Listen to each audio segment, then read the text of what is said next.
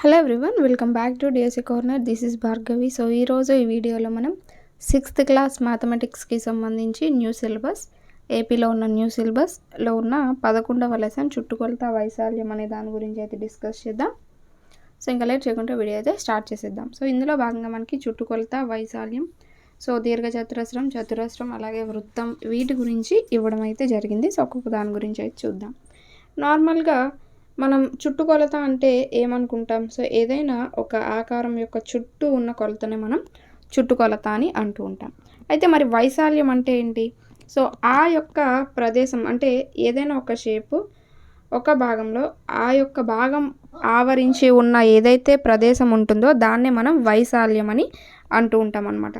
So ఇక్కడ ఒక ఈ షేప్ తీసుకున్నాం అనుకోండి. సో దీని చుట్టూ ఉన్న ఏదైతే కొలత ఉంటుందో అది దాని చుట్టుకొలత అనేది అవుతుంది.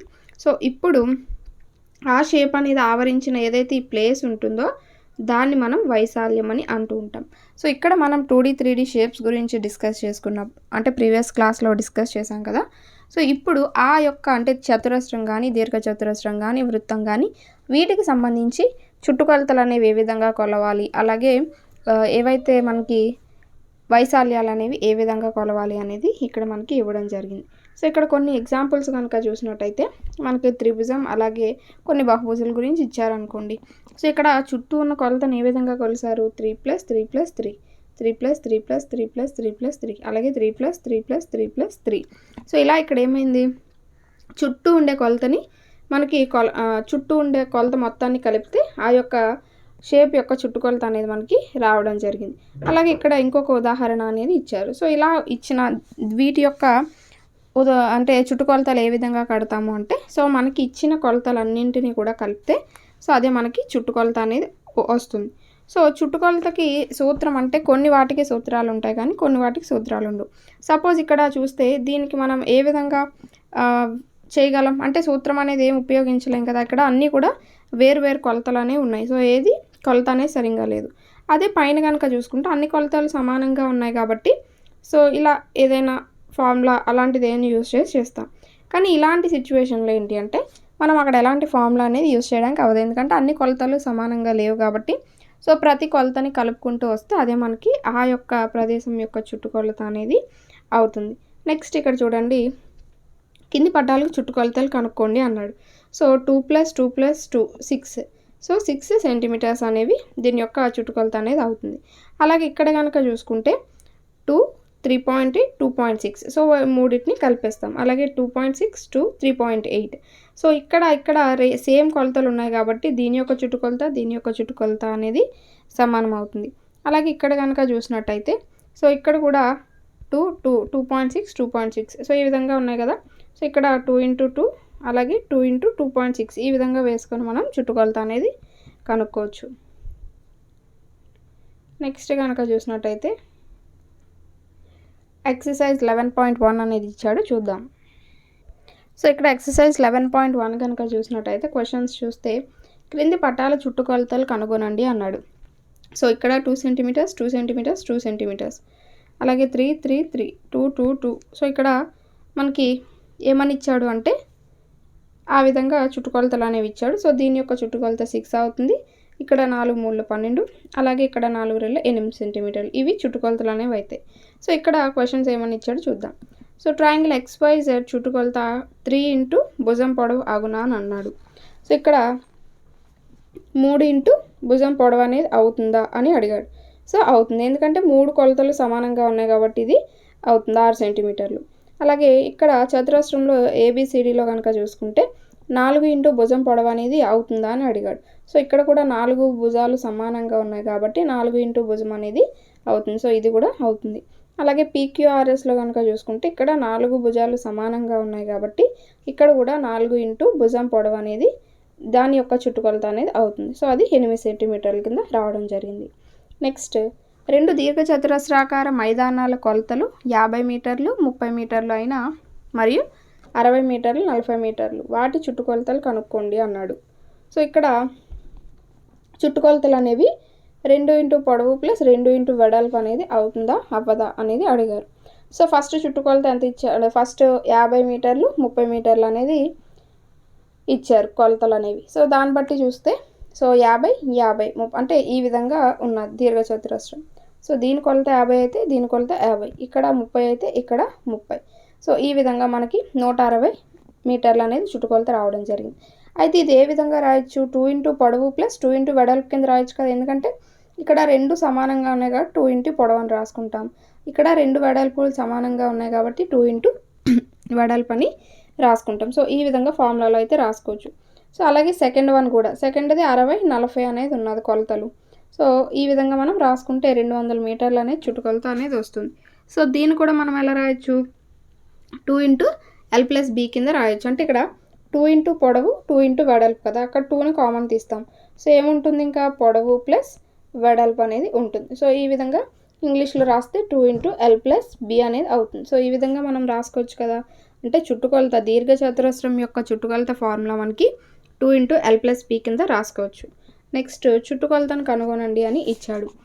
ఇక్కడ 35 సెంటీమీటర్ల భుజం గల సమబాహు త్రిభుజం. సమబాహు అంటే ఏంటి, 3 భుజాలు సమానంగా ఉంటాయి. సో 3 భుజాలు కూడా సమానంగా ఉండేదాన్ని సమబాహు త్రిభుజం అంటారు.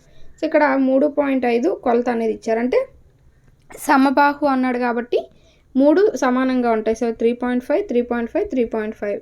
సో 3.5 ఇంటూ 3 కింద రాయొచ్చు కదా, ఎందుకంటే 3 భుజాలు సమానం కాబట్టి దీని యొక్క చుట్టుకొలత కావాలంటే 3.5 ఇంటూ 3 కింద రాసుకోవచ్చు. సో ఎంత వచ్చింది, 10.5 సెంటీమీటర్స్ అనేది రావడం జరిగింది.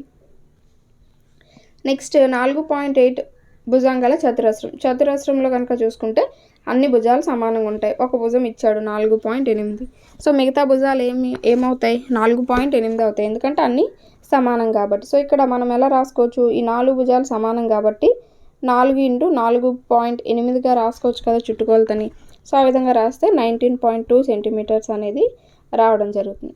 నెక్స్ట్ సమ్ కనుక చూసుకుంటే, ఒక టేబుల్ పై భాగం పొడవు వెడల్పులు వరుసగా 160 సెంటీమీటర్లు 90 సెంటీమీటర్లు, దాని చుట్టూ అంచు కుట్టుటకు ఎంత పొడవు బీడింగ్ అవసరం అని అన్నారు. సో ఇక్కడ నార్మల్గా ఇది ఏమవుతుంది, టేబుల్ యొక్క పొడవు వెడల్పులు మనకి ఎలా ఇచ్చారు, ఇలా ఉన్నది అనుకోండి ఒక టేబుల్. సో ఇది 160 సెంటీమీటర్లు, ఇది 90 సెంటీమీటర్లు. సో దాని చుట్టూ అంచు కుట్టడానికి ఎంత అవసరం అవుతుంది అంటే, చుట్టూ అన్నాడు కాబట్టి మనం ఏం కనుక్కుంటాం, చుట్టుకొలత అనేది కనుక్కుంటాం. సో ఇది దీర్ఘచతురస్రంలో ఉన్నది కాబట్టి 2 ఇంటూ ఎల్ ప్లస్ బి ఫార్ములాలో వేసుకుంటాం. ఎల్ అంటే పొడవు, బి అంటే వెడల్పు. సో ఆ ఫార్ములాలో వేసుకుంటే మనకి 500 సెంటీమీటర్లు అనేది చుట్టుకొలత రావడం జరిగింది. నెక్స్ట్ ఫిఫ్త్ వన్ కనుక చూసుకుంటే, మానస్ వద్ద 24 సెంటీమీటర్ల పొడవు గల లోహపు తీగ అనేది ఉన్నది. దాంతో పొడవులు పూర్ణాంకాలు అయ్యేలా సమాన భుజాలు గల బహుభుజులు చేయాలనుకున్నది. ఆమె ఎన్ని రకాల బహుభుజులు ఏర్పరచగలదో కనుగొనండి. సో సమాన భుజాలు గల బహుభుజి అంటే ఒక చతురస్రం. సమాన భుజాలు గల బహుభుజి అంటే ఏమవుతుంది, మనకి చతురస్రం అనేది అవుతుంది. సో ఇక్కడ ఇదొక బహుభుజి. ఈ బహుభుజిలో అన్ని భుజాలు సమానంగా ఉంటాయి. మిగతాది ఏది చూసుకున్నా మీకు సమానంగా ఉండదు, అంటే చతుర్భుజం కానీ ఆర్ ఏదైనా సరే. సో ఇక్కడ చతురస్రం అనేది తీసుకొని పోని. సో చతురస్రంలో కనుక చూస్తే ఎన్ని భుజాలు ఉంటాయి, 4 భుజాలు అనేవి ఉంటాయి. సో 4తో 24ని కనుక భాగించామనుకోండి, సో 6 అనేది వస్తుంది. అంటే ఇక్కడ 6 సెంటీమీటర్లు భుజం అనేది అవుతుంది అన్నమాట. నెక్స్ట్ క్రింది పటాల చుట్టుకొలతలు కనుగొనండి అన్నాడు. సో ఇక్కడ కొన్ని ఇచ్చి కొన్ని ఇవ్వలేదన్నమాట. సో వాటి బట్టి చూద్దాం. ఇక్కడ కనుక చూసినట్టయితే 3 1 2, అలాగే ఇది 1 5 3 2 ఇలా ఇవ్వడం జరిగింది. సో ఇది 1 ఇలా కొలతలు అనేవి ఇచ్చారు. సో వాటన్నింటినీ మనం ఈ చుట్టూ ఏవైతే కొలతలు ఇచ్చారో వాటన్నింటినీ ప్లస్ చేస్తే మనకి 22 సెంటీమీటర్లు అనేది వస్తుంది. అలాగే ఇక్కడ కనుక చూసుకుంటే 1 5 2 1 1 1 2 1, అలాగే ఇది 1 అవుతుంది 1. సో ఇలా మనకి ఈ విధంగా చుట్టుకొలత అనేది వస్తుంది. నెక్స్ట్ సమ్ కనుక చూసుకుంటే, PQ అనేది ఇచ్చారు. P కనుక చూసుకుంటే ఒకే చుట్టుకొలత గల అనేక దీర్ఘచతురస్రాలు ఉన్నాయి. సో ఇక్కడ P కనుక చూసుకుంటే ఒకే చుట్టుకొలత గల అనేక దీర్ఘచతురస్రాలు ఉన్నాయి అంటే Qలో కనుక చూసుకుంటే ఒకే చుట్టుకొలత గల అనేక చతురస్రాలు ఉన్నాయి. సో పై వాక్యాల్లో ఏది సత్యం ఏది అసత్యం అని అడుగుతున్నారు. సో P సత్యం Q అసత్యం Q సత్యం అన్నారు. అలాగే రెండవది కనుక చూసుకుంటే P సత్యం Q అసత్యం. PQలు 2 సత్యమే, PQలు 2 అసత్యమే అన్నారు. సో మనకి ఆన్సర్ ఏదవుతుంది అంటే ఇది అవుతుంది. సో సెకండ్ వన్ సత్యం అనేది అవుతుంది. పి సత్యం, క్యూ అనేది అసత్యం. సో పి అనేది కరెక్టే, క్యూ అనేది రాంగ్ అనమాట. సో ఇప్పుడు మనం వృత్త పరిధి గురించి అయితే డిస్కస్ చేద్దాం. సో ఇప్పటి వరకు చతురస్రం, దీర్ఘచతురస్రం ఆ యొక్క వైశాల్యాలు అవి చూసాం కదా. సో ఇప్పుడు పరిధి అంటే వృత్తం యొక్క చుట్టుకొలతనే వృత్త పరిధి అని అనొచ్చు అనమాట. అంటే ఇప్పటి వరకు మనం ఈ స్క్వేర్ కానీ రెక్టాంగిల్ కానీ ఎలా అయితే చుట్టూ ఉండే కొలతని చుట్టుకొలత అని అన్నామో, అలాగే ఇక్కడ వృత్తానికి ఏదైతే చుట్టూ ఉండే కొలత ఉంటుందో దాన్నే మనం వృత్త పరిధి అని అంటూ ఉంటాం. వృత్త చుట్టుకొలత అనము వృత్త పరిధి అని అంటూ ఉంటాం అన్నమాట. సో నార్మల్గా వృత్త పరిధి అంటే మనం నార్మల్గా ఎలా కొలవచ్చు? సపోజ్ ఇక్కడ ఏదైనా ఒక పాయింట్ అనేది తీసుకోండి. సో ఇక్కడ నుంచి స్టార్ట్ అయ్యి సో ఇక్కడ ఒక పాయింట్ తీసుకోండి, అది ఇక్కడ అనుకోండి. సో ఇదిలా రౌండ్ చేసి మొత్తం ఇక్కడికి మళ్ళీ ఈ పాయింట్ దగ్గరికి రావడానికి ఇంత దూరం అనేది అయింది. అంటే ఇప్పుడు దీన్ని వృత్తం యొక్క పరిధి కింద మనం చెప్పుకోవచ్చు కదా. అంటే వృత్తం యొక్క చుట్టూ ఉండే కొలతని ఇక్కడ ఈ విధంగా మనం కొలిచాం. అంటే ఇక్కడ ఇది వృత్త పరిధి కింద మనమైతే చెప్పుకోవచ్చు. సో దాన్ని మనం డి అంటూ ఉంటాం అనమాట. అంటే ఈ ఏదైతే మధ్య దూరం ఉన్నదో దాన్ని మనం డి కింద తీసుకున్నాం. సో ఇందాక నేను చెప్పినట్టు ఇక్కడ ఒక పాయింట్ పెట్టి దాన్ని మనం అలా దొర్నించినట్టయితే అది మళ్ళీ చుట్టూ తిరిగి రావడానికి ఇంత పట్టింది. అంటే ఇంత ప్లేస్ అనమాట. దాని చుట్టూ ఉండే పరిధి అనేది ఇంత ప్లేస్ కింద మనం తీసుకోవచ్చు. సో దాన్ని మనం చుట్టుకొలత కింద వృత్త పరిధి కింద మనం చెప్పుకోవచ్చు అనమాట. సో వృత్త పరిధిని మనం ఏ విధంగా చెప్పొచ్చు అంటే పై డి కింద సూచిస్తూ ఉంటారు. ఇక్కడ డి అంటే ఏంటంటే డయామీటర్. సో డయామీటర్ అంటే వ్యాసం అనమాట. సో పై అనేది ఏంటి అంటే ఒక కామన్గా ఉండే కొలత అని చెప్పొచ్చు. పై అంటే మనకి 22/7 కింద మనం లెక్క వేసుకుంటూ ఉంటాం కదా. సో పై అంటే పై విలువ మనకి సుమారుగా 22/7 కింద తీసుకుంటూ ఉంటాం. సో అలా వృత్త పరిధిని మనకి పై డితో సూచిస్తూ ఉంటారనమాట. మనకి ఫార్ములా ఎలా అయితే 4a అని అంటే దీర్ఘచతురస్ర వైశాల్యానికి 2 × l+b అని, అలాగే చతురస్ర వైశాల్యానికి 4a అని ఎలా తీసుకున్నామో ఇక్కడ వృత్త పరిధికి కూడా పై డి అనేది ఒక ఫార్ములా కింద అయితే మనం తీసుకుంటాం. అయితే మనం పై డి అనేది ఎప్పుడు ఉపయోగిస్తామంటే మనకి డి ఇచ్చినప్పుడు, అంటే వ్యాసం అనేది ఇచ్చినప్పుడు పై డి కింద ఫార్ములా అనేది వేసి చేస్తాం. ఒకవేళ వ్యాసార్థం r కనుక ఇచ్చినట్టయితే ఫార్ములా ఏంటి అంటే 2πr. సో 2πr అనేది ఎలా వచ్చింది అంటే మనకి d = 2r తెలుసు కదా. అంటే రెండు వ్యాసార్థాలు కలిపితే మనకు ఒక వ్యాసం అనేది వస్తుంది. సో దీన్ని బట్టి ఇక్కడ d ప్లేస్లో 2r అనేది వేసుకుంటాం. సో ఇక్కడ 2r పై అనేది వస్తుంది. సో దీన్ని 2πr కింద మనం ఈ విధంగా రాసుకుంటాం. సో ఇప్పుడు r అనేది ఇచ్చినప్పుడు r అనేది ఇచ్చి వృత్త పరిధి మనల్ని కనుక్కోమన్నప్పుడు r ప్లేస్లో r అనేది వ్యాసార్థం అనేది వేసి మనం కనుక్కుంటూ ఉంటాం. సపోజ్ ఇక్కడ ఎగ్జాంపుల్ చూడండి, 7 సెంటీమీటర్ల వ్యాసార్థం గల వృత్త పరిధి కనుక్కోండి అన్నాడు. సో ఇక్కడ వ్యాసార్థం అంటే r = 7 వస్తుంది, పై అంటే 22/7 అనేది మనం వేసుకుంటాం. సో ఇక్కడ ఫార్ములా 2πr కదా, 2πr 2 × 22/7 ఇక్కడ వ్యాసార్థం 7 ఇచ్చాడు కదా, 7 వేసుకుంటాం. ఇక్కడ 7 పోతుంది. 2 22s are 44 సెంటీమీటర్స్. సో దాని యొక్క అంటే 7 సెంటీమీటర్లు వృత్త వ్యాసార్థం కలిగిన వృత్తం యొక్క చుట్టుకొలత వృత్త పరిధి ఎంత అంటే 44 సెంటీమీటర్లు అని చెప్పుకోవచ్చు. అలాగే ఇక్కడ వృత్త పరిధి అనేది ఇచ్చేసాడు. అంటే 2πr = 66 అనేది ఇచ్చాడు. ఇప్పుడు ఏం కనుక్కోమన్నాడు? వ్యాసార్థం కనుక్కోమన్నాడు. అంటే ఇక్కడ మనం r అనేది కనుక్కోవాలి. సో 2πr = 66 ఇచ్చాడు. ఇక్కడ 2 × π అంటే ఎంత? 22/7 × r = 66 అనేది వేసుకుంటాం. సో ఇక్కడ 7 అనేది భాగిస్తుంది, అటువైపు వెళ్తే ఇంటూ అవుతుంది. సో × 7. ఇక్కడ 44 అనేది గుణిస్తుంది, ఇక్కడికి వస్తే మనకి భాగిస్తుంది. సో 11 6ల 11 4ల 6 42 42/4. సో దీన్ని క్యాన్సిలేషన్ చేసామనుకోండి.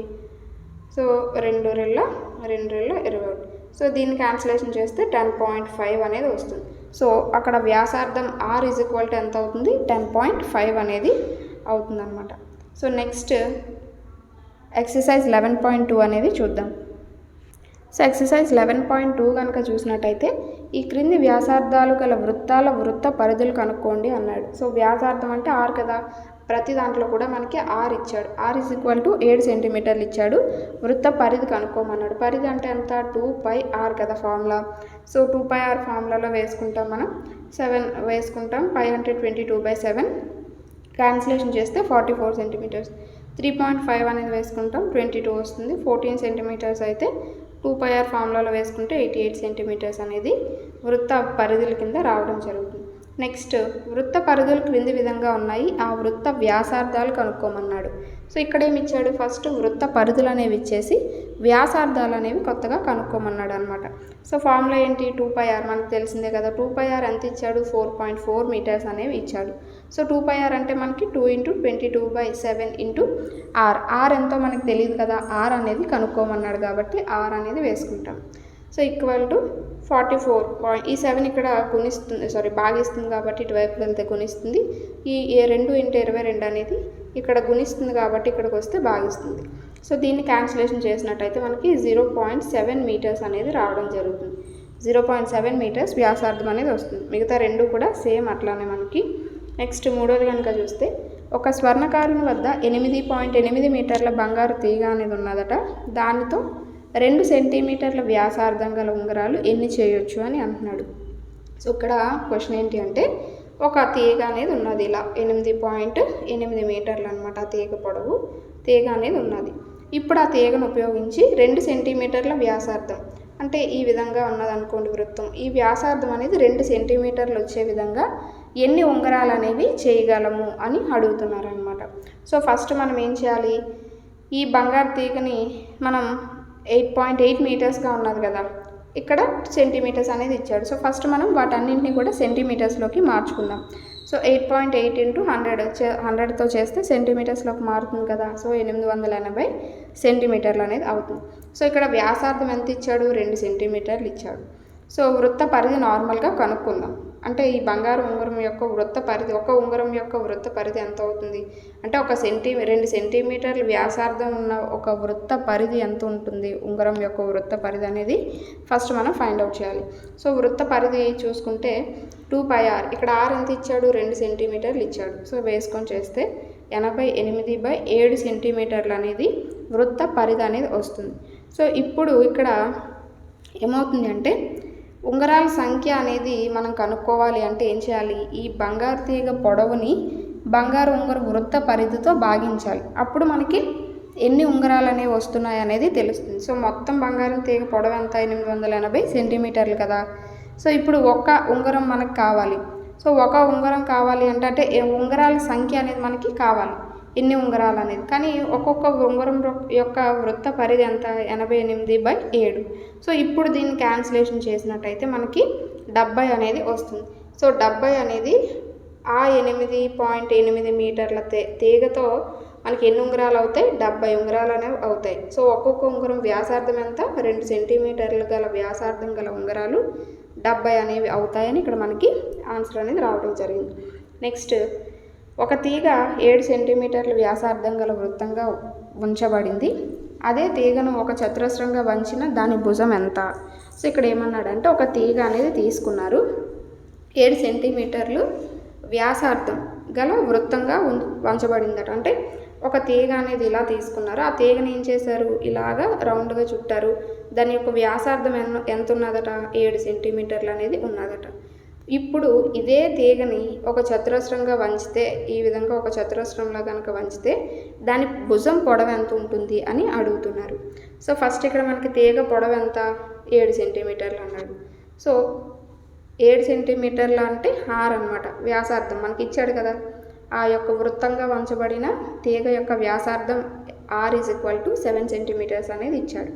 సో ఇప్పుడు మనం వృత్త పరిధి కనుక్కుందాం. వృత్త పరిధి కనుక్కోవాలంటే 2πr కదా ఫార్ములా. సో ఆర్ అలాగా ఇచ్చాడు కాబట్టి ప్రాబ్లం లేదు. సో 44 సెంటీమీటర్స్ అనేది వస్తుంది. ఇప్పుడు మనకి ఒకే తీగ అనేది తీసుకొని ఈ తీగతోనే చతురస్రం చేశాడు, వృత్తం కూడా చేశాడు. ఇప్పుడు ఈ తీగతోనే చేశాడు కాబట్టి దీని యొక్క పొడవు ఎంత ఉంటుందో దీని యొక్క చుట్టుకొలత కూడా అంతే ఉంటుంది కదా. ఈ రెండింటి యొక్క అంటే ఒకే తీగతో ఈ రెండు చేశాడు కాబట్టి ఈ రెండింటి యొక్క చుట్టుకొలత అనేది సమానంగా ఉంటుంది. సో ఈ రెండింటి యొక్క చుట్టుకొలత సమానంగా ఉంటుంది కాబట్టి ఇప్పుడు మనం వృత్త పరిధి ఈక్వల్ టు చతురస్ర చుట్టుకొలత అనేది వేసుకుంటాం. వృత్త పరిధి ఎంత ఇచ్చాడు మనకి 44 అనేది వచ్చింది, మనం కనుక్కున్నాం. సో చతురస్ర చుట్టుకొలత కావాలంటే ఫార్ములా 4a. సో ఇక్కడ 4 1 సార్ 4 11 సార్. సో ఇక్కడ a ఈజ్ ఈక్వల్ టు 11 అంటే a ఈజ్ ఈక్వల్ టు ఒక భుజం, చతురస్రంలో ఒక భుజం అనేది ఎంత, సారీ ఇక్కడ ఇందాక దీర్ఘ చతురస్రం అనుకుని బొమ్మ వేసానండి, సారీ అది చతురస్రం ఈ విధంగా. సో ఇప్పుడు a ఈజ్ ఈక్వల్ టు ఎంత వచ్చింది 11 అనేది వచ్చింది. అంటే ఒక చతురస్రం యొక్క భుజం ఎంత 11 సెంటీమీటర్లు అనమాట. ఇలా 11 సెంటీమీటర్లతో చతురస్రం అనేది ఏర్పడిందని చెప్పుకోవచ్చు. నెక్స్ట్, ఒక రసాయన కర్మాగారంలో వేర్వేరు వ్యాసార్థాలు ఉన్న 2 చక్రాలు ఒక బెల్ట్తో కలపబడ్డాయి. పెద్ద చక్రం వ్యాసార్థం 21 సెంటీమీటర్లు, చిన్న చక్రం వ్యాసార్థం 7 సెంటీమీటర్లు. పెద్ద చక్రం 100 సార్లు తిరిగిన చిన్న చక్రం ఎన్నిసార్లు తిరుగుతుంది అన్నాడు. సో ఒక పెద్ద చక్రము ఒక చిన్న చక్రము ఒక బెల్ట్తో కలిపారట, ఇలా ఒక బెల్ట్తో కలిపారు. సో పెద్ద చక్రం యొక్క వ్యాసార్థం ఎంత 21 సెంటీమీటర్లట, చిన్న చక్రం యొక్క వ్యాసార్థం 7 సెంటీమీటర్లు. ఈ పెద్ద చక్రం అనేది 100 సార్లు తిరిగితే చిన్న చక్రం అనేది ఎన్నిసార్లు తిరుగుతుంది అని అంటున్నాడు అనమాట. సో ఇప్పుడు చూద్దాం. ఫస్ట్ పెద్ద చక్రం వ్యాసార్థం ఇచ్చాడు కాబట్టి దాని యొక్క వృత్త పరిధి కనుక్కోండి. సో వృత్త పరిధి ఎంత వస్తుంది 132 అనేది వస్తుంది. 2πr చేసి వృత్త పరిధి కనుక్కుంటే ఇప్పుడు పెద్ద చక్రం 100 సార్లు తిరిగింది అని చెప్పారు కదా.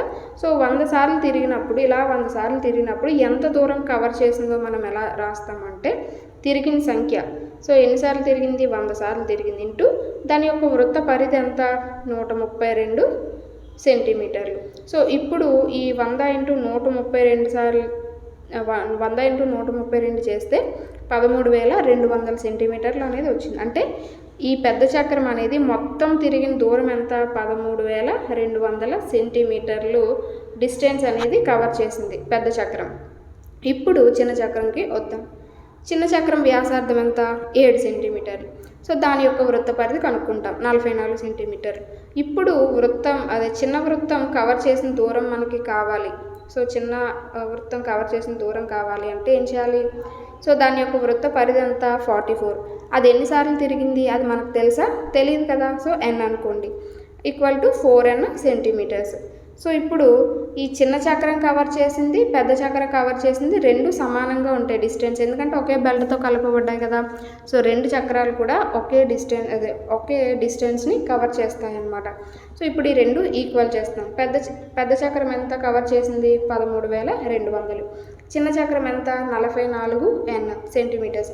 సో ఇప్పుడు దీన్ని కనుక క్యాన్సిలేషన్ చేస్తే 300, n అనేది 300 వస్తుంది. అంటే పెద్ద చక్రం 100 సార్లు తిరిగితే చిన్న చక్రం 300 సార్లు తిరిగిందనమాట.